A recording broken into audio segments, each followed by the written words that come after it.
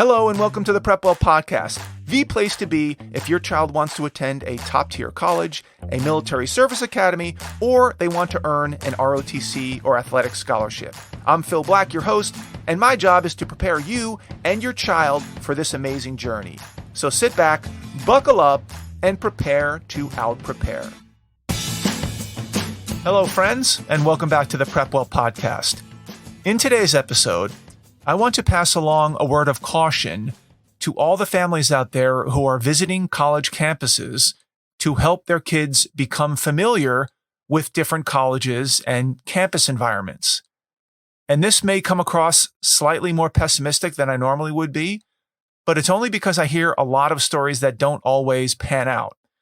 And I want to make sure that you're aware of some of the unintended consequences of some very common advice. And this has only come to my attention in the last 3 or 4 years or so. So it's a relatively new phenomenon and one that I hope will disappear as quickly as it came on. One bit of common advice is to visit colleges' campuses at every opportunity you can. If you're on a road trip to the East Coast, check out a bunch of colleges while you're there. If you're on summer vacation in California, pay a visit to any campus within driving distance. Big school, small school, public, private, rural, urban, check them all out. The idea is that visiting colleges and a variety of campuses will give your child a feel for what different campuses look and feel like.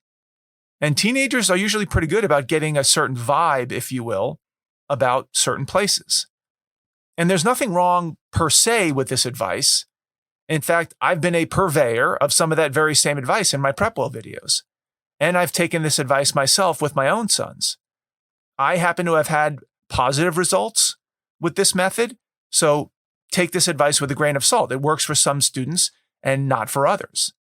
But with the way college admissions is going, and with the cost of college, I'm not sure this strategy of visiting every campus you can without a lot of forethought makes as much sense anymore. Let me explain. Let's say you have a freshman daughter in high school and you're on a family vacation in San Jose, California. And while you're visiting with relatives, someone recommends that you take a visit to Stanford. It's not very far away. You have a free afternoon. So on the surface, it seems like a fun idea. After all, you've been told over and over that it's important to see as many different campuses as you can. So why not kill two birds with one stone? So you drive to Stanford and it's 75 degrees out. The sun is shining. The birds are chirping. There's a slight breeze out of the west.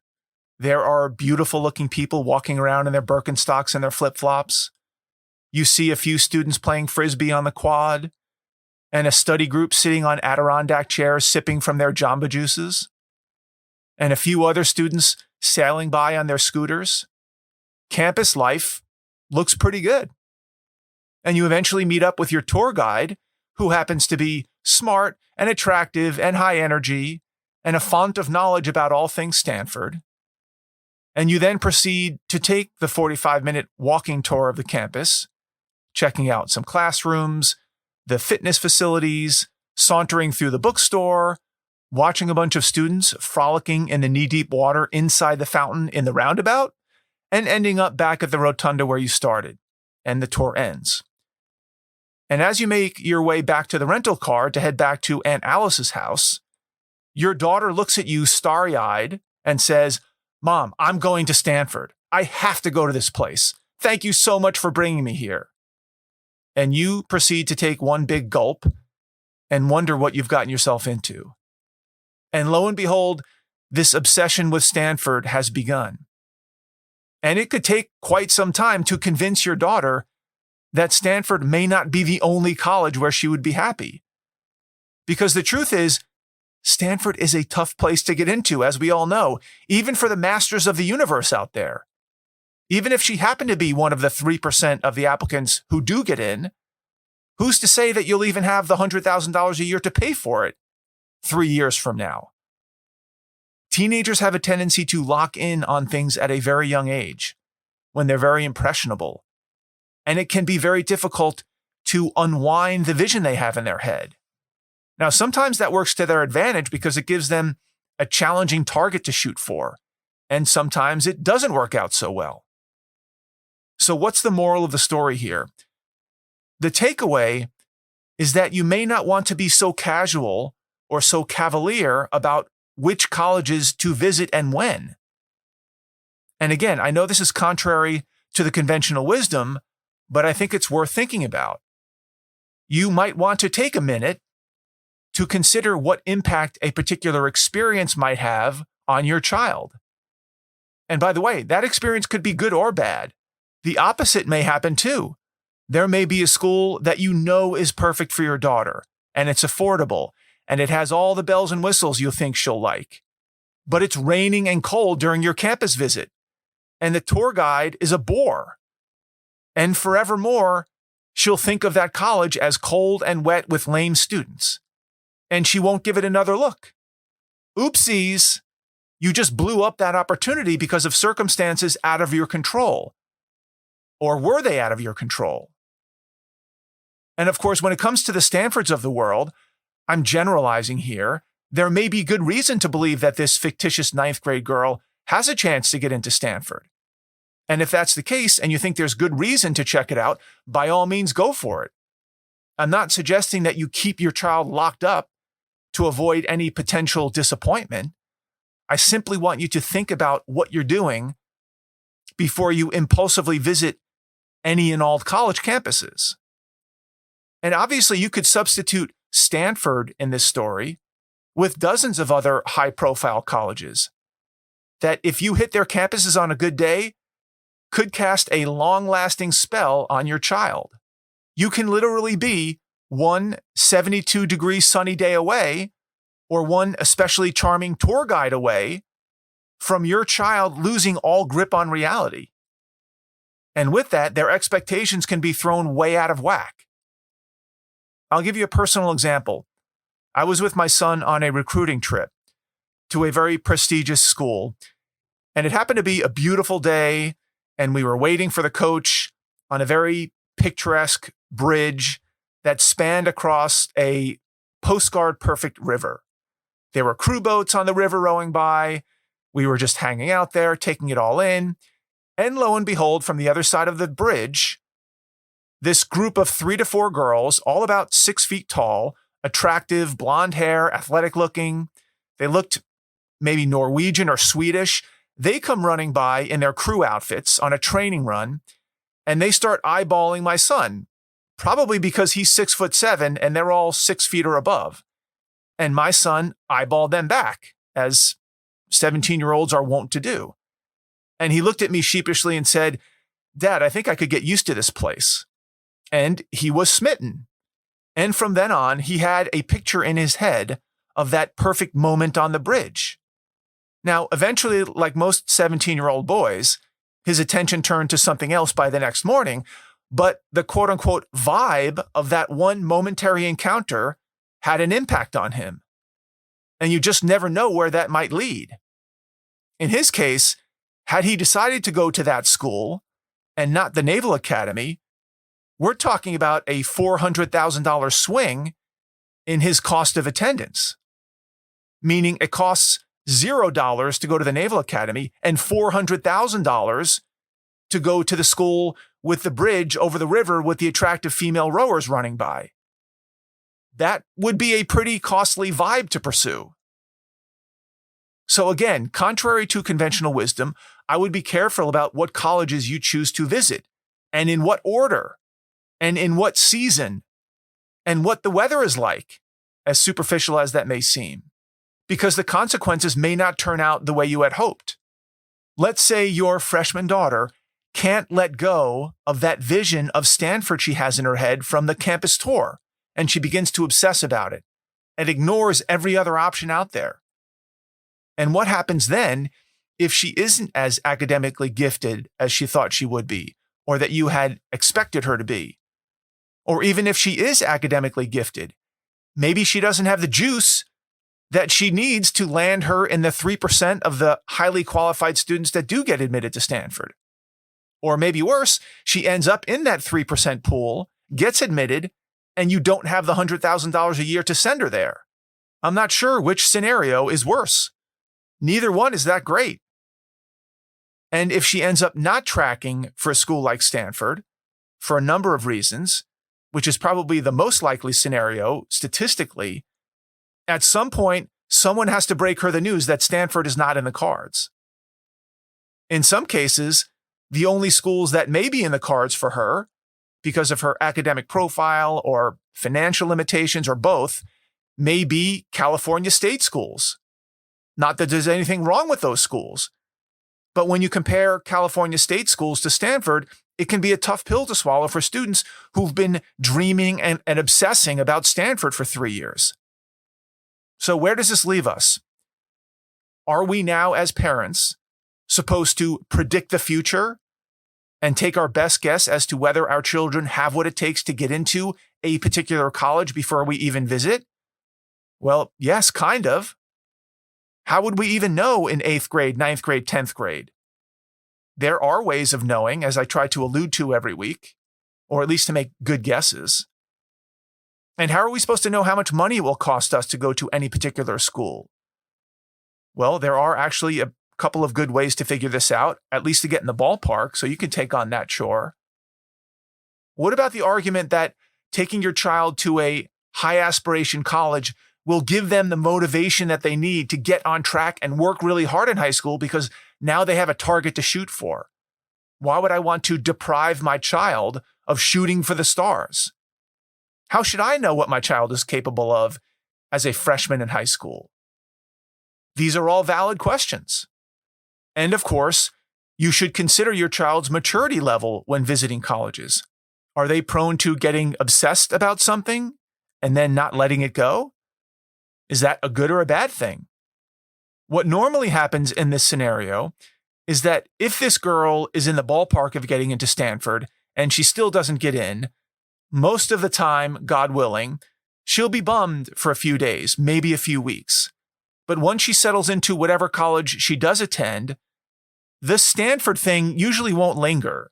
They usually get over it and they move on with their lives. How long it takes, we don't really know, but this usually is not a thing that lasts forever, usually. So here's a checklist that I'd like you to go through when thinking about whether or not to make a campus visit. Number 1, does my child have a realistic chance to get into that particular college? And hopefully, if you've been listening to this podcast, you'll probably get a feel for whether your child is barking up the wrong tree or not. I know it can be tough to predict where your child may end up when they're only in 9th or 10th grade, but at this point, most people have a sense. You may want to do a little due diligence ahead of time to see what the selectivity is like at a particular college. Obviously, it's safer to go to a college that you think your child will have a realistic chance of getting into.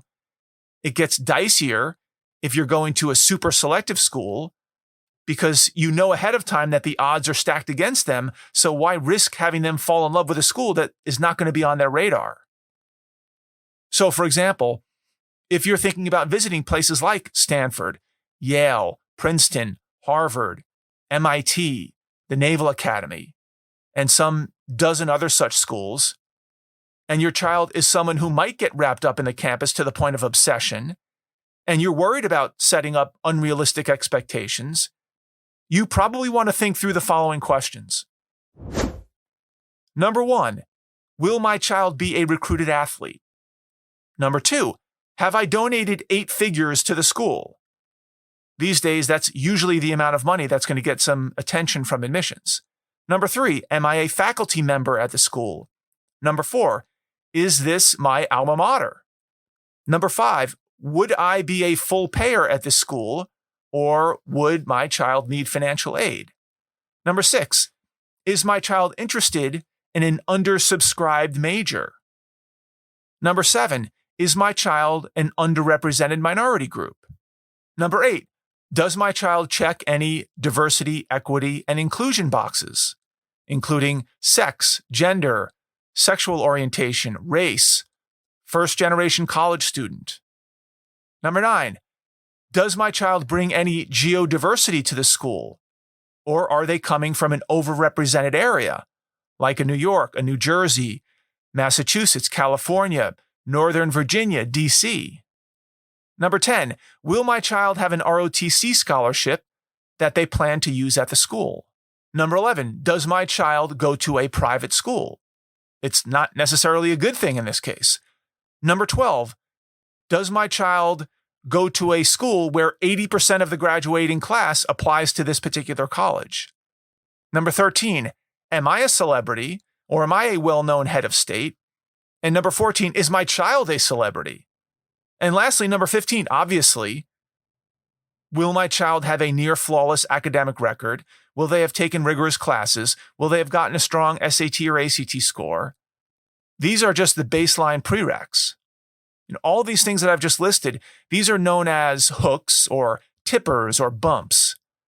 These are characteristics that guide admissions officers when they're assembling their classes.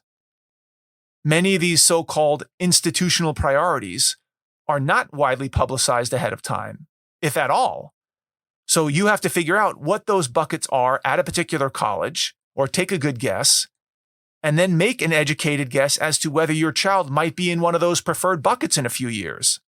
For example, if your daughter is white or Asian and very smart and motivated and active in school and an athlete and a musician and a leader, and she volunteers in her spare time, and she goes to a private school in an overrepresented state, and she wants to major in psychology, but does not fit into any of the other exotic buckets, she's going to have a tough time getting into the most selective colleges. She may be in the most competitive demographic of all at this point in time, because the oversupply of high-achieving white and Asian females is hard to overstate. It's a very tough group to be in right now. Again, does that mean that you should shield your daughter from visiting those colleges, considering those colleges, aspiring to go to one of those colleges, because you fear that she'll be crushed if she doesn't get in? I don't know. That's what I'm asking you to think about. If she's the type of girl who will roll with the punches and give it her best shot and not sweat the outcome, then by all means, go for it. But if getting rejected is going to ruin her world, then maybe you should think about it ahead of time. The other option is to manage her or any student's expectations right from the get-go. Before you step one foot on the campus, discuss the acceptance rates. Discuss some of the reasons that students get in or don't get in. Discuss the fact that there are often thousands of similarly qualified applicants who would thrive there, but don't get in simply because there aren't enough beds. Don't make it seem like it's impossible and a waste of time, so why bother? But make sure that she understands the reality of how the system works. And of course, there are a lot of other demographic groups that this type of expectation managing should apply to, not just white and Asian high-performing girls. The list is long. So in summary, it's not a bad idea to visit college campuses to help your son or daughter familiarize themselves with different college environments, but don't do so recklessly, so to speak. Stop and think about how your child might fare at a particular college, in the admissions process or otherwise, and adjust your schedule accordingly. And of course, do your best to manage the expectations along the way. That's all I've got for you today, folks. Thank you for tuning in. Thank you for your continued support. In case you didn't know, this podcast supports Prepple Academy's online mentoring program, where high schoolers and their parents receive weekly videos from me where I break down important topics and give timely advice about college admissions, particularly for top-tier colleges, service academies, and for ROTC and athletic scholarships.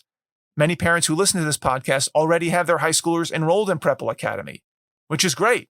If you don't yet, please consider enrolling them. Remember, registration is only open during freshman or sophomore year. After that, we no longer accept new students. So if you have a freshman or a sophomore in high school and you like what you're hearing in these podcasts and you'd like to get more content like this, tailored specifically for your child, for their specific grade, with their specific goals in mind, go to PreppleAcademy.com and enroll today. If you know a parent with a middle schooler or high schooler that might find this information helpful, please share the episode with them. And by the way, give us a rating if you get a chance. Word of mouth and positive ratings help our podcast reach a much wider audience. Of course, if you have questions, comments, or an idea for an upcoming episode, please reach out to me by email, DM me on Instagram, check out our blog, Facebook page, or connect with me on LinkedIn. I would love to hear from you. Until next week, goodbye, good luck, and never stop preparing.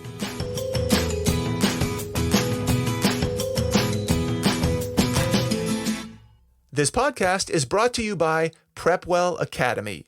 PrepWell Academy is my one-of-a-kind online mentoring program that delivers to your 9th or 10th grader a short, highly relevant video from me every week, every Sunday in fact, where I give them a heads up about what they should be thinking about to stay ahead of the game. To get these valuable lessons into your child's hands, please head over to prepwellacademy.com and enroll your child today.